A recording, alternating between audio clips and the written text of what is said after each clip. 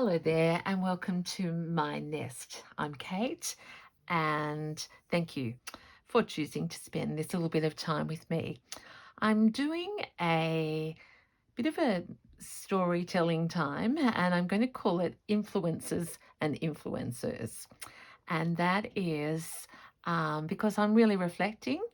I've been stitching um, and sharing it on YouTube for about a year now, and there's been significant moments, but been some things in common. And I'm meeting more and more people who are telling me they are new to slow stitching, they're fascinated, they don't know where to start.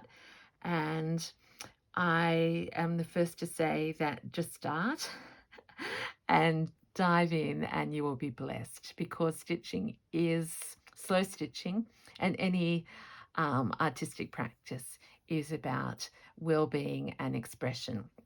So this one's going to be a general introduction, and then I'm going to do some specific episodes on the people and the things that have influenced me the most.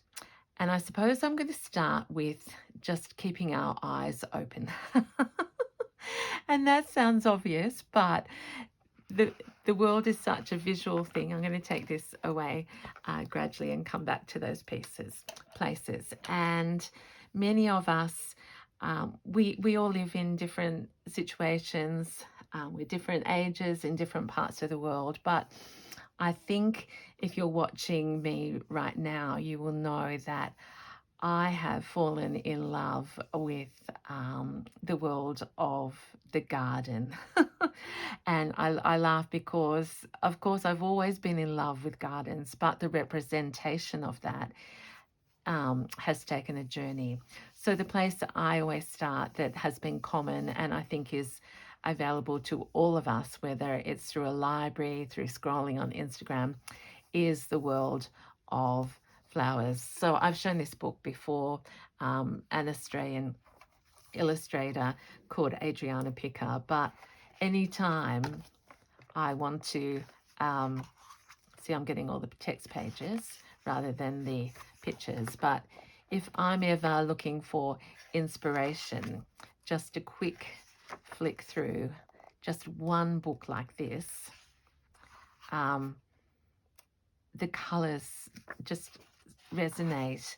There's explanations. I don't take much notice of the details, but it's been part of my feeding my soul to look at illustrations. And I've shown you this one before because, well, I love peonies. Is there a big picture of one? Look at that. Instructions. So one book can be a wealth of information in itself. But I've always loved this picture, and I've shown it to you before because I've used it as inspiration, but I've never felt bold enough to be thread painting flowers like this. But now I do. And so I was thinking about that process of personal growth and experience. And I was, you know, if I had to explain it to people, who said, where would you start? I would go to the work of others, and just look, be on YouTube, Google anything, and it, in, to do with slow stitching, if that's what you want to learn about. But the other part of being more upskilling is the ability to do a workshop. Now, I did, and I'm not going to go into detail right now, but I just want to show you that in October last year, this is where I was at with my stitching. I was trying out things and looking around and observing, and I was very uncomfortable with this world. And I still look at that and I see all the flaws. But just being bold enough to go to that workshop and to experiment has been part of where I am now. We can do online. Online is really the best tool these days, and I'm very grateful that my children can learn and Google on YouTube. I'm using those wrong, terms wrongly, but you know what I mean. We're blessed with um, a wealth of access. So even if we don't have a community or friends who are like us, we can still learn online. And there is a big part to play in online workshops or memberships of communities. So I have been recently doing an online course, and this was the first piece that I did. And since then, I've done 5 or 6. But I know that that is not essentially Kate, but it is now showing in different ways.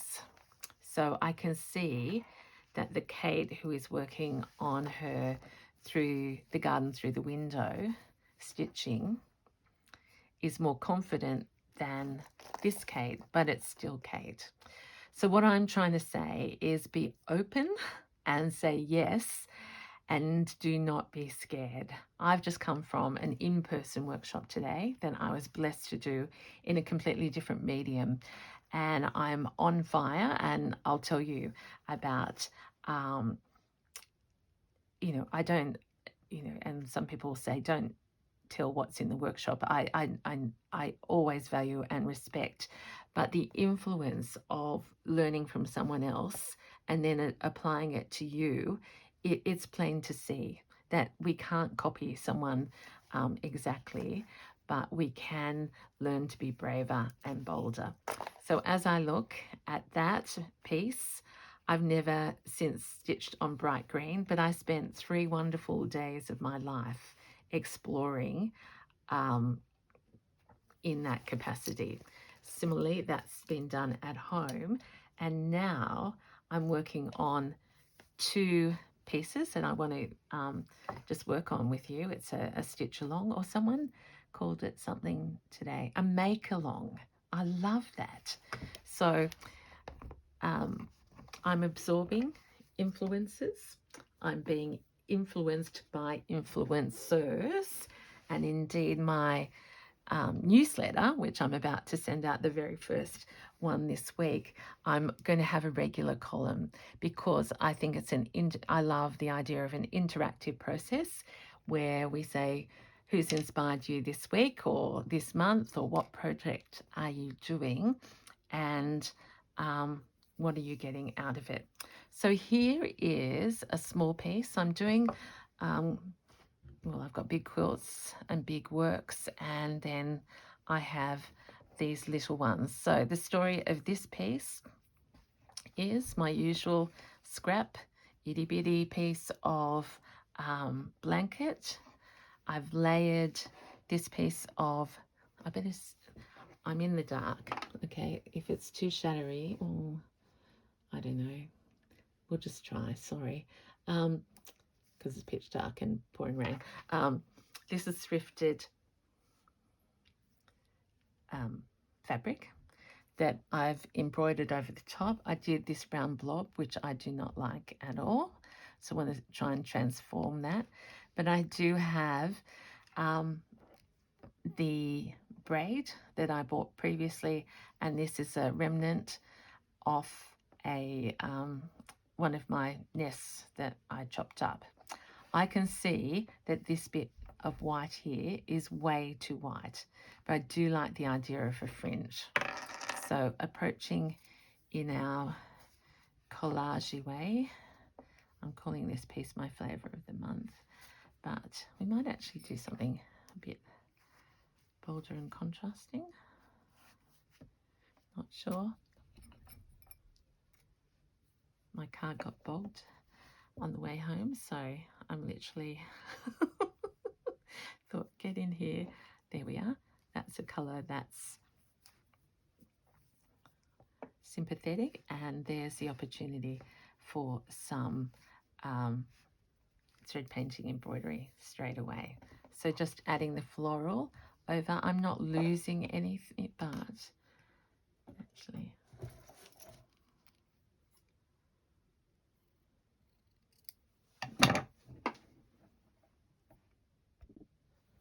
Sorry about that. I just zipped away and took the chance to just check that the lighting wasn't too poor because it's dark. Okay, so I am going to put this bit of vintage fabric over the top of what is already there, and I'm choosing a contrasting thread. This is a Perle, and for the moment I'm just going to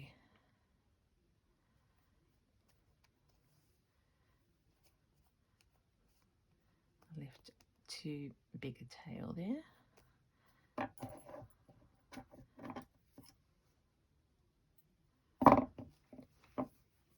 So we're just going to work on number one, getting it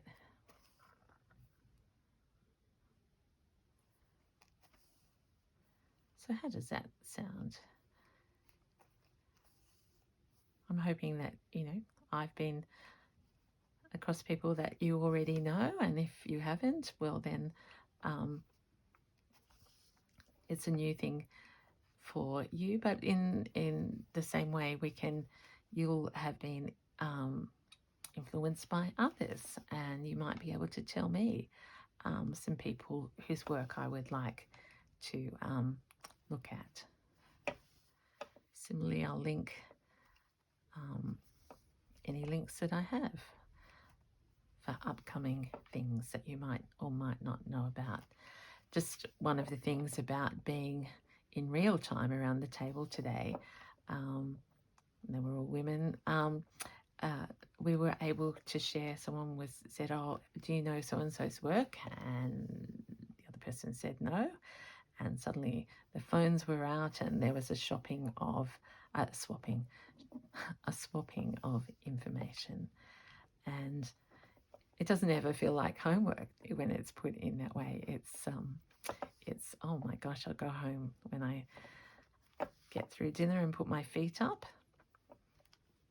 So I'm filming this late Sunday afternoon. As I said, we're having lots of rain here around our area at the moment, and even on the news overnight there was snow in country New South Wales, which does happen, but is not the usual practice. Yes, we've got a ski area, but north and even into Queensland, I think.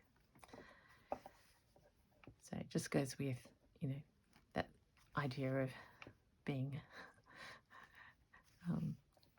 being in your nest and home. I was never so relieved to get my car out of the bog. Thank you, Zoe.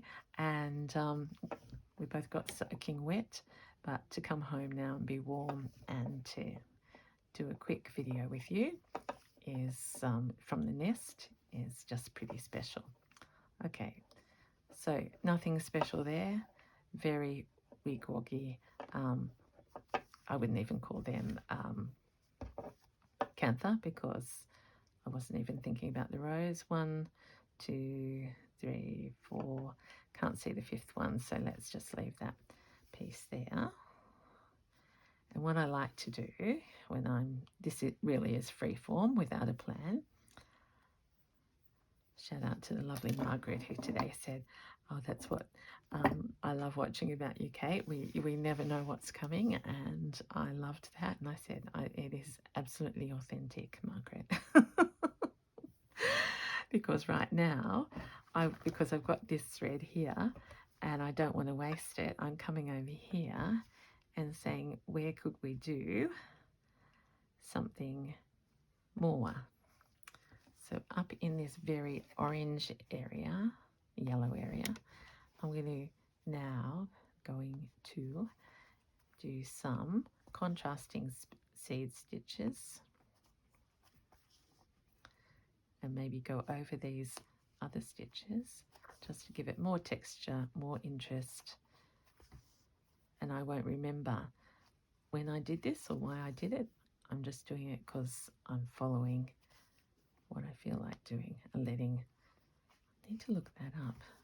Someone said let the thread show you the way.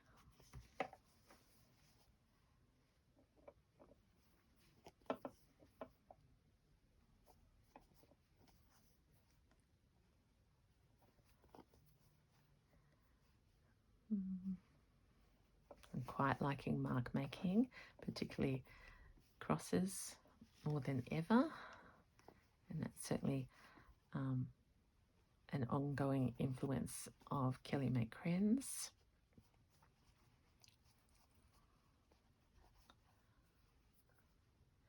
And we all use them, but I think there's, moments where they click, or some particular skill or stitch, and then we absorb it.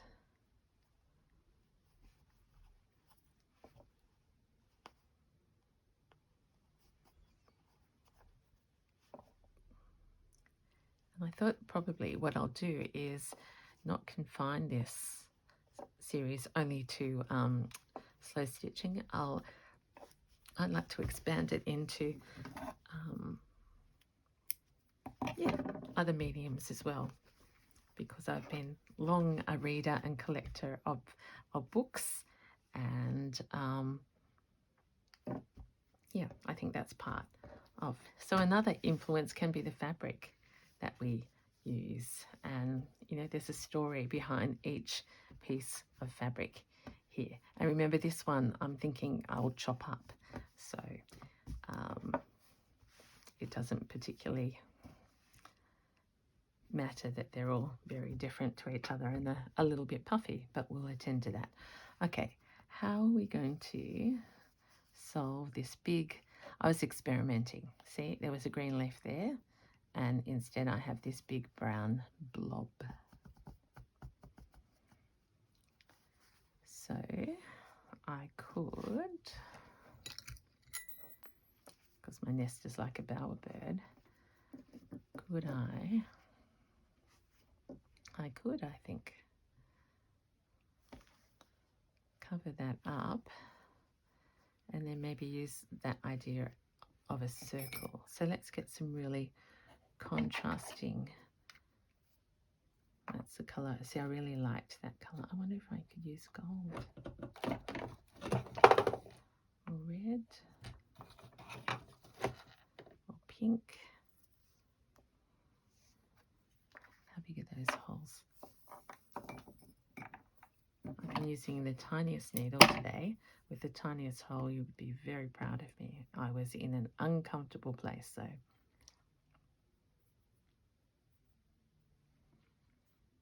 it's a relief to come home to this.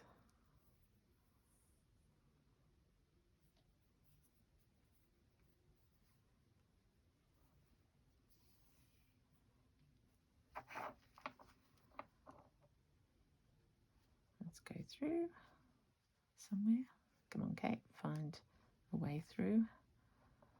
And I'm deliberately putting a button over this because to stitch something else over the top would be, like to embroider, would be hard work because I put so much cotton into there.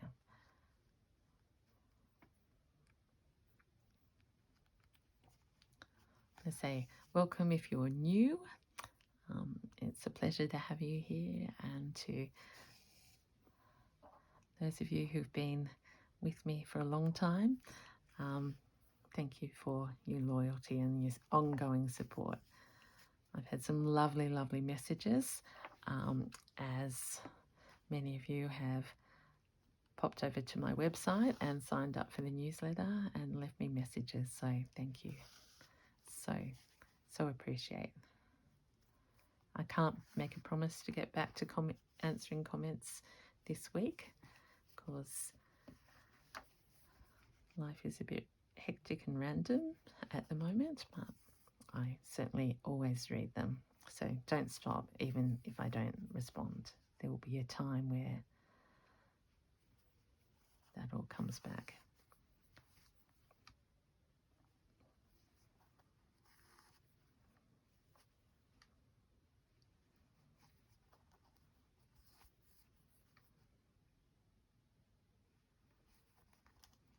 So I'm just looking at ways of adding colour and interest to this small piece, and you're probably sick of me saying, but I love that I've got big works and small works on the go at once, because I actually think they help each other.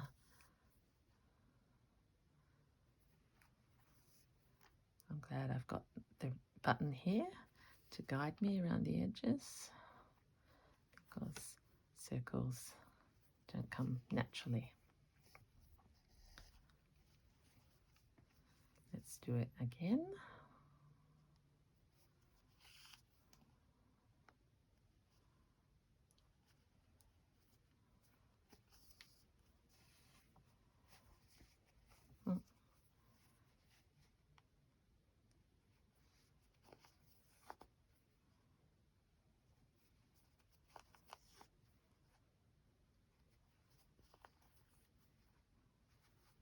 I'm doing this double, didn't I tell you that before?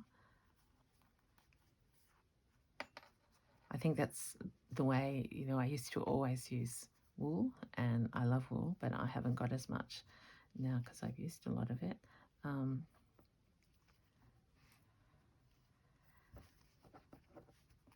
So I just double up the thinner threads to get that same feeling, and to make more of a mark, I suppose, is what that's about.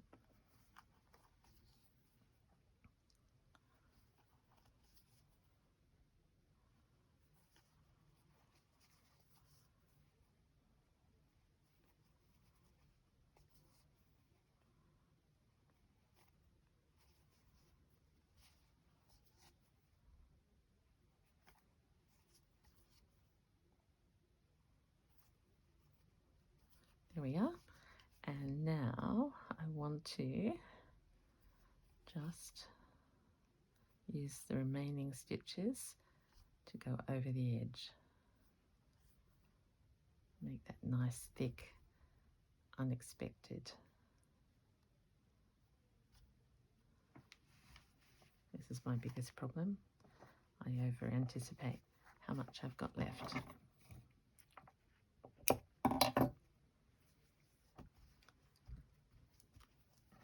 Okay, there's that.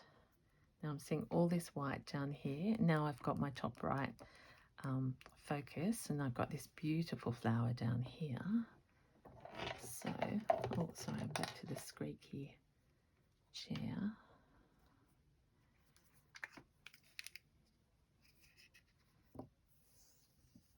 What if we team this orange, variegated, it's a Wonder Pill, and thinks pink. Oh.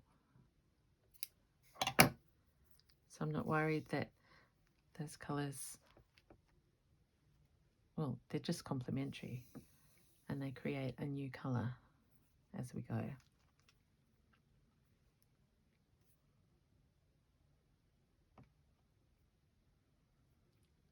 Double harder to thread, of course.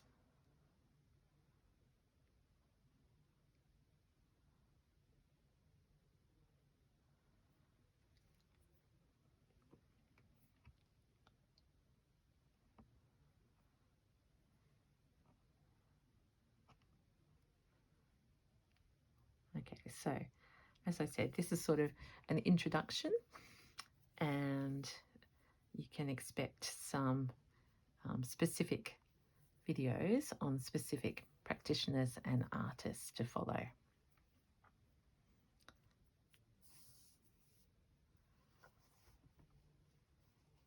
So let's go down in here. I love that I can squish it up under my fingers. Do you like that when you stitch?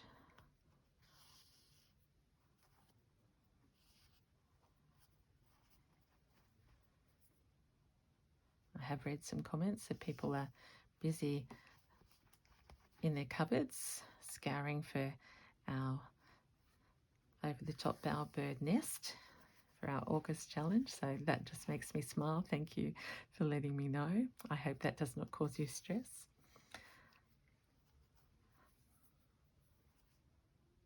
This is very, very fine vintage, so I have to slow myself down and not go too fast that I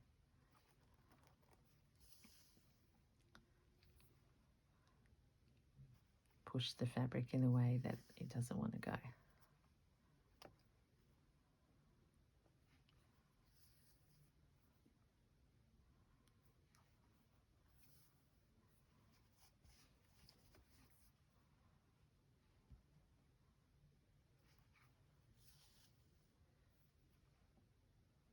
So I'm just doing one in the middle, a stitch, one on the side,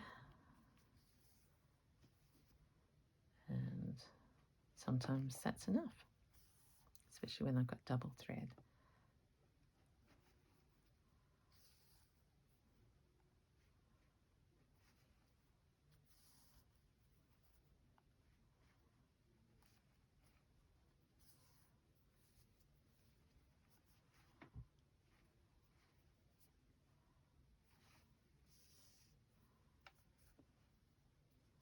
Oops, a little bit uneven there.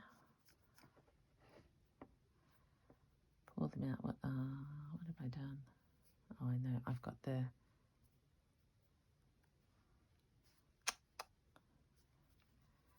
the thread that it's become 4 threads instead of 2, which is going to win the lucky dip. That one or that one? Oh, pulling on both tight and nothing's happening.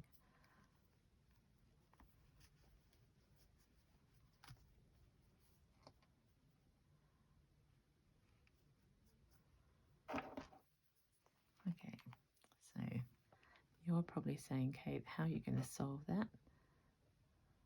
I'm going to solve it by not getting too worried, sort of trying to retrace. There they come.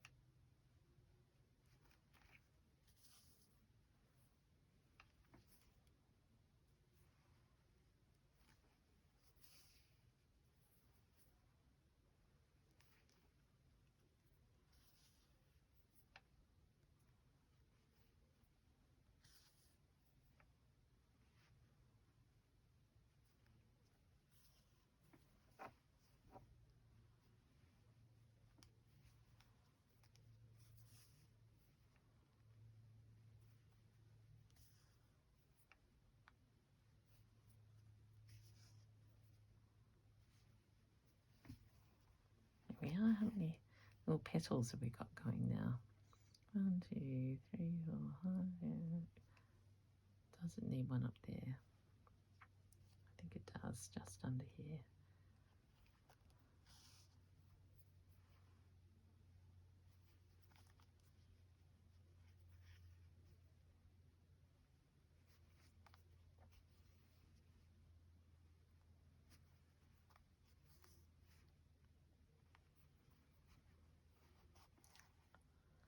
Yeah.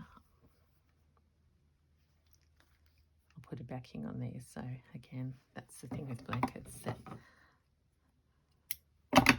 very flexible. Okay. Now, this is not finished up here. And what I have been enjoying doing, influenced by others, I had my favourite wool here. No.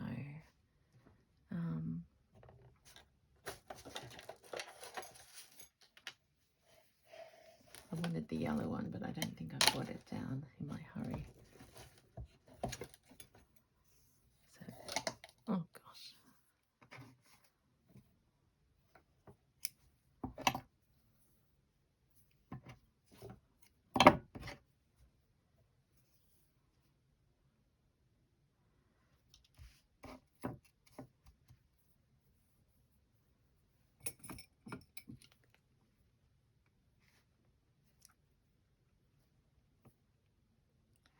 So yeah, if I got my flower book out, I don't know what that flower, oh, that's my flower book. Where did I put my flower book?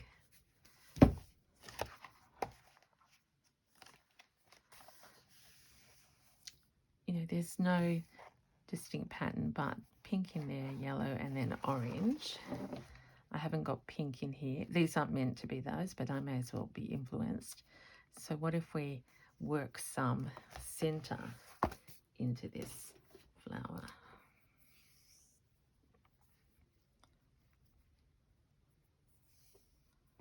Into here somewhere. Which also, actually, now that I look about it, it was a leaf as well. This isn't going to be bright enough. So I'll do 3. I was going for contrast, and that has not been what I thought it would be.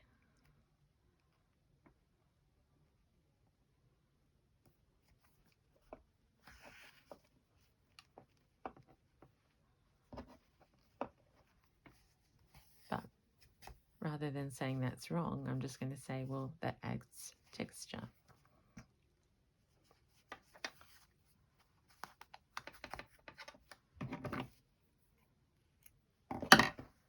And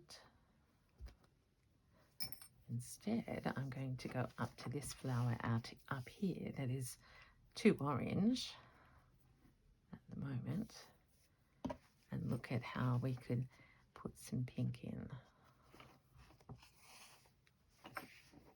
Oh, or just by sheer chance, we got purple. Just going to make it an even more beautiful flower.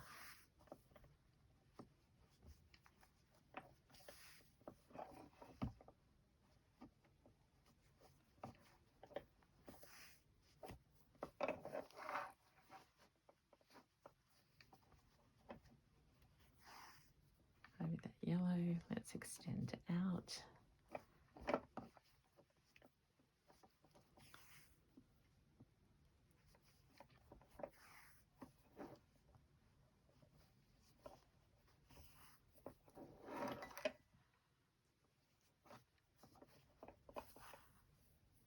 There's a bit of green come out close to that little flower.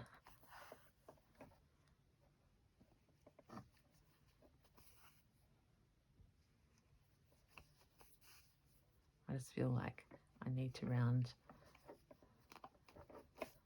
this shape out.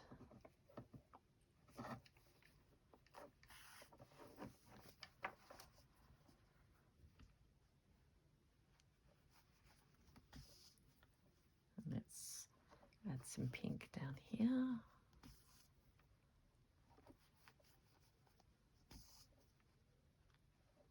So that's the fabric flower that I just cut out of fabric,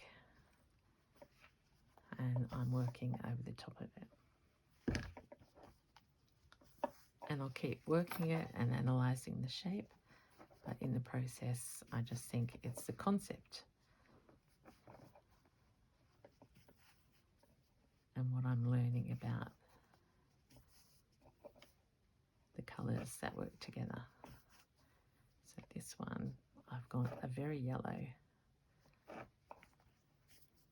Oh, am I still in there? Yep.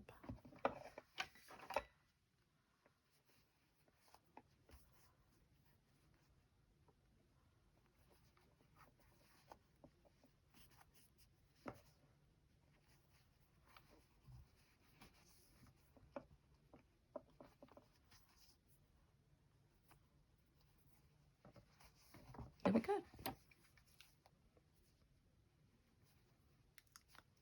So that was a stitch along intro to a few videos that I would like to make, sharing, because I'm being asked often where to start, and I'm not teaching slow stitching. I'm teaching, you know, where you get your ideas, find your happy place, and before long, who knows what you will be making. So for the moment, that's it for me. I need to go and have my dinner. Keep well, take care, and I will see you next time. Bye.